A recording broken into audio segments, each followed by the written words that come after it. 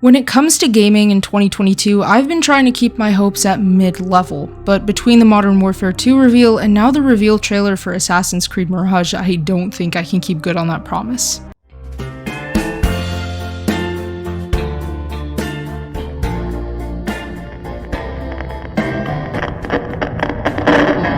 Assassin's Creed Mirage is set to be the next installment in the Assassin's Creed franchise, and there's a bunch of information that's just dropped pretty recently. For one, it's now 100% confirmed that Mirage will take place in Baghdad and will star Basim as its main character. And honestly, I am 100% happy with the decision to make Basim the main character. The thing with Assassin's Creed Valhalla is that as much as Eivor wasn't necessarily a bad character, Basim was infinitely more interesting as a character in my opinion. Now, breaking down the trailer, it looks like we're definitely going back to the original style of Assassin's Creed gameplay. The trailer featured lots of parkour sequences, lots of assassination and hidden blade action, and some great combat. Obviously, this is just a CGI reveal trailer and no gameplay trailer, but if the gameplay is anything like what was portrayed in the reveal trailer, then honestly, I can see this next title being a real comeback for the original Assassin's Creed gameplay style. Personally, I think that Assassin's Creed Mirage picked a perfect historical setting to work with. With Baghdad being such a sprawling city in this time of history, it makes sense to pitch a game that has parkour and stealth in a city like this.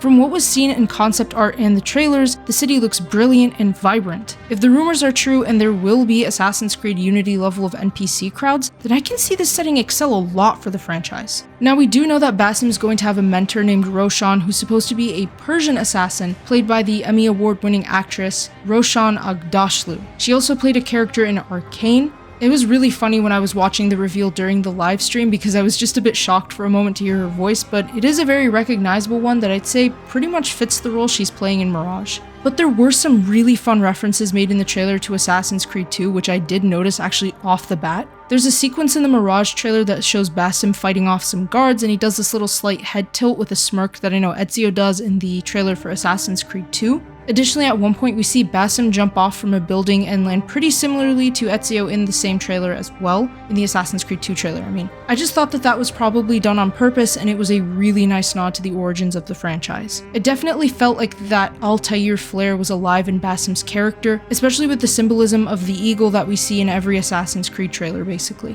Personally, I just thought it was a well-made trailer, and I'm actually pretty excited. I know lots of people are probably trying to remain skeptical, and I will still hold out on my skepticism for this, but an Assassin's Creed game that is returning to the original style is just something I've been waiting for years now, and I'm sure a lot of people can agree with me. Aside from those obvious gameplay elements, the logo looks absolutely amazing. I can't really express how cool this logo is, but it's really cool. It features some Arabic calligraphy, it looks like, which I think really enhances the logo and the mood that is being set with this title. Plus, the trailer music was perfect with that Middle Eastern take on Ezio's family at the end. Great stuff, really interested to see the gameplay reveal later on as well, and I'm hoping it lives up to the trailer. Now for the other Assassin's Creed announcements that were showcased in the Ubisoft Forward livestream event, there were a couple other Assassin's Creed games announced, and I'm just going to talk about those really quickly and my thoughts on them. Assassin's Creed Infinity was obviously something that we've all been waiting to hear more about. I personally am not 100% sure what Ubisoft meant when they said it would be a hub for Assassin's Creed games. I'm assuming it's going to be some type of launcher or a place to connect with other Assassin's Creed players, because they mentioned like working on multiplayer as well. Honestly, I didn't really know what to make of their statements on that, and the thing that caught my attention a bit more were just like the individual games that were announced that would be a part of Infinity. So the first one that was announced is called Assassin's Creed Codename Red.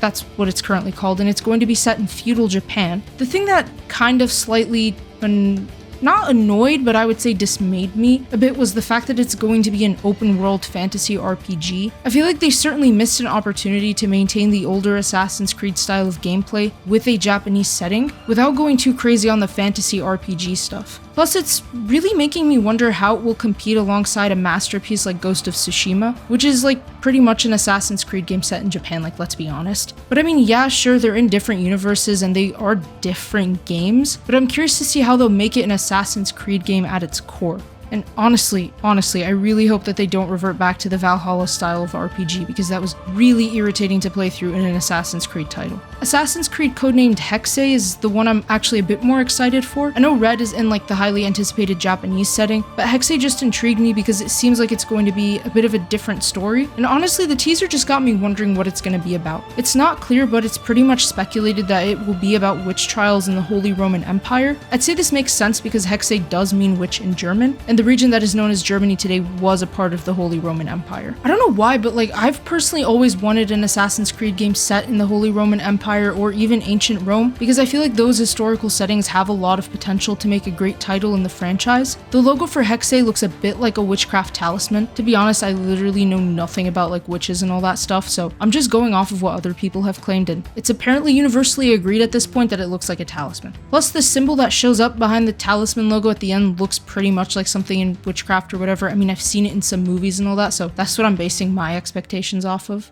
The thing with Hexe that I think makes it a bit more intriguing is that it was described as being a pretty new thing for the franchise. I'm not sure if that should scare me or interest me, but I guess we'll just have to wait and see. And the final big announcement from Ubisoft Forward was the Assassin's Creed Codename Jade mobile game project that's being worked on. We got a bit of a brief trailer that didn't really tell us what the game would be about. It just kind of showed the setting and then the assassin performing a leap of faith, which, yeah, okay, explanatory enough. It's an Assassin's Creed game. But honestly, I was a bit disappointed by this announcement just because I felt like a Chinese setting hasn't really been given a lot of attention in the Assassin's Creed franchise, and making it a mobile game feels like it won't give as much in regards to the potential. The last time we got a Chinese setting was Assassin's Creed Chronicles China, and I mean, that wasn't really an Assassin's Creed game by the definition that we all probably think of when we hear Assassin's Creed, like, let's be honest. You're also apparently going to be able to customize your character in Jade, but I don't really know how that would work canonically, just because the main character is customizable, so obviously that doesn't really work with lore. I'm guessing it's just one of those projects for mobile that doesn't really tie in with everything else, though I'm not sure what they're gonna do about that. We'll find out later, I guess. There is another mobile Assassin's Creed game that's coming, but no details were really given about that one at all, other than the fact that it's going to be on Netflix's mobile game service. Netflix is working on expanding its mobile game offerings, and I guess adding Assassin's Creed would definitely be a good move to get more people to play. Plus, Netflix and Ubisoft are working on making an Assassin's Creed live-action show.